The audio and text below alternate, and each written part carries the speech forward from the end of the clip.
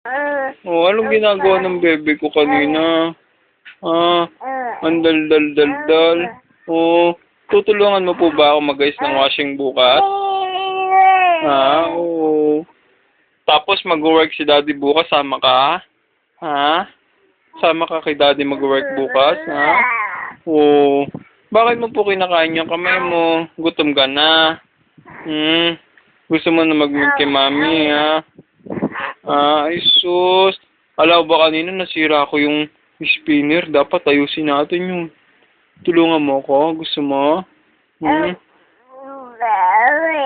Tulungan mo ako sa spinner. Ayusin. Tapos lalagay kita dun para umiikot ka ron. Gusto mo? Ha?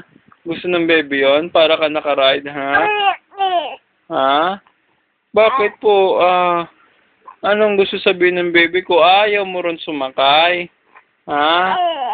Ayaw mo rin sumakay, ha? Ayaw ba doon sumakay ng baby ko? Ha? Ayaw sumakay. O, sige, di kita italagay ito, no? Tawag mo si mami mo, sabi mo gutom ka na.